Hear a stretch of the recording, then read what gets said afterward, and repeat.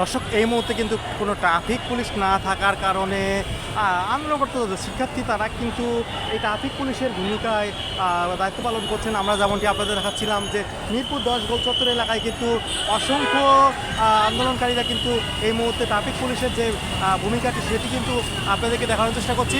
এই মুহূর্তে কিন্তু মিরপুর 10-এ আইন শৃঙ্খলা রক্ষাকারী বাহিনীর যারা সদস্য রয়েছেন তারা কিন্তু কোনো দায়িত্ব পালন করছেন না। আর সেই হিসাবে কিন্তু আমরা দেখতে পাচ্ছিলাম যে যারা আন্দোলনরত শিক্ষার্থী রয়েছেন তারা কিন্তু ট্রাফিক পুলিশের যে কাজগুলো সেগুলো কিন্তু এখান থেকে পালন করছে। যেমনটি আপনাদেরকে আমরা এই মিরপুর এলাকা থেকে দেখানোর চেষ্টা করছিলাম। শুধু তাই না, যারা হেলমেট নেই তাকে কিন্তু বোঝানোর চেষ্টা করা হচ্ছে যাতে হেলমেট পরে তিনি গাড়ি চালায়। এই মুহূর্তে কিন্তু মিরপুর 10 থেকে আপনাদেরকে আমরা দেখানোর চেষ্টা করছিলাম। হেলমেট পরা দিচ্ছে, আমরা দেখেন ভালো করে। এবং যাদের হেলমেট নাই তাদের কিন্তু মূলত হেলমেট পরানো হচ্ছে।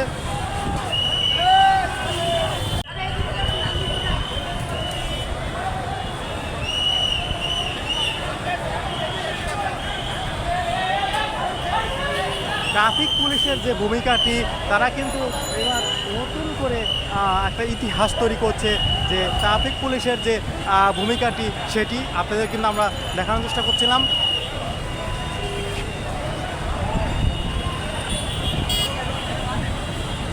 যেমন গতকালকে কিন্তু সরকারের যে পতনটি হয়েছে এরপর থেকে কিন্তু আইন শৃঙ্খলা রক্ষাকারী বাহিনী যারা সদস্য রয়েছেন তারা কিন্তু মাঠে নেই বললেই চলে। শুধু গুটি কয়েক সেনাবাহিনীর সদস্যরা নিয়োজিত রয়েছেন। আর এদিকে ট্রাফিক পুলিশের ভূমিকা এবার কাজ করছেন আন্দোলনরত শিক্ষার্থীরা। তারা মনে করে যে আসলে দেশে যখন ট্রাফিকের ব্যবস্থা নেই সেখানে কিন্তু ট্রাফিক পুলিশের যে সদস্যরা আমরা আন্দোলনরত শিক্ষার্থীর সাথে কথা বলবো। ট্রাফিক হয়েছে, পুলিশের কারণে ছাত্ররা ট্রাফিক হয়েছে, তা আমরা নির্ধারিত করতে হবে। পুলিশে ঘুষ খাই, ছাত্ররা তো ঘুষ খাবে না, আর্মিরা ঘুষ খাবে না, আর্মিরা আমরা নিয়মিত আনতে চাচ্ছি।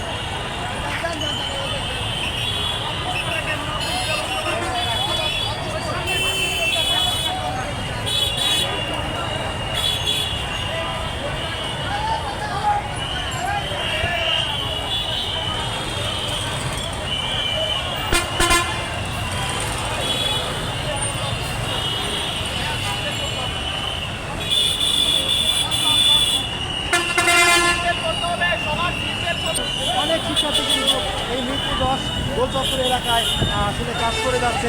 ট্রাফিকের যে ভূমিকাটি সেটি নিয়ে কিন্তু কাজ করছে, যেমনটি আপনাদেরকে আমরা দেখার চেষ্টা করছিলাম।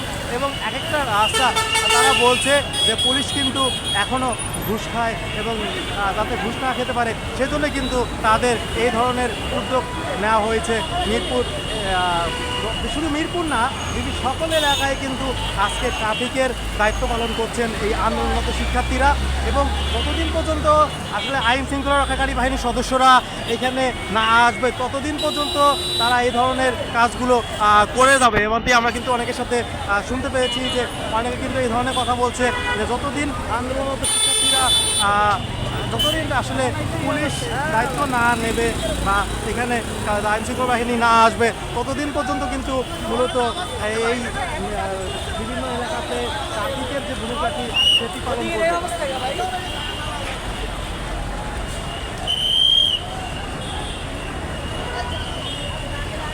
আমরা দেখানোর চেষ্টা করছিলাম শুধু মিরপুরে শিক্ষার্থীরা না, বিভিন্ন এলাকায় কিন্তু শিক্ষার্থীরা এইভাবেই কিন্তু কাজ করে যাচ্ছেন নিজেদের মধ্যে। আর বাংলাদেশটাকে সংশোধন করার জন্যই মূলত তারা এই দায়িত্বগুলো নিয়েছেন এবং তারা চাচ্ছেন বাংলাদেশটাকে সংস্কার করা। এবং এই সংস্কার করতে গিয়ে যত প্রকার বাধার সম্মুখীন হতে হয়েছে এই আন্দোলনরত শিক্ষার্থীরা সব কিছু কিন্তু তারা নির্মূল করবে এবং একটি দেশের যত প্রকার সমস্যা আছে তারা সব সমস্যার সমাধান করবে। এইভাবেই কিন্তু মূলত আন্দোলনরত শিক্ষার্থীরা রাস্তা এক সাইডে রাস্তা ছেড়ে দিচ্ছে এবং অন্য সাইডে কিন্তু রাস্তা আসার ব্যবস্থা করে দিচ্ছে আপনাদেরকে, যেমনটি আমরা দেখানোর চেষ্টা করছিলাম। এবং যার হেলমেট নাই তাকে কিন্তু বলা হচ্ছে যে হেলমেট করা হয়নি কেন, এমন প্রশ্ন কিন্তু তাদেরকে করা হচ্ছে।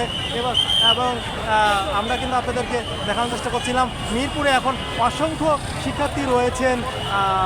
আমরা কিন্তু আপনাদের আরেকটা জিনিস দেখাই, মিরপুরে যে পুলিশ বক্সটি পোড়ানো হয়েছিল সেটি কিন্তু সংস্কার করছে আন্দোলন শিক্ষার্থীরা এবং সেটিকে কিন্তু রং করা হচ্ছে। শুধু এই মিরপুরে না, বিভিন্ন জায়গায় যে ক্ষতিগুলো হয়েছে এই কয়েকদিনে সেগুলো কিন্তু সংস্কারের ব্যবস্থা তারা করবে। এবং আমরা একটি ব্যানার দেখতে পাচ্ছিলাম যেখানে লেখা আছে দুর্নীতিমুক্ত দেশ চাই, যেখানে আসলে দুর্নীতির কোনো কিছু থাকবে না।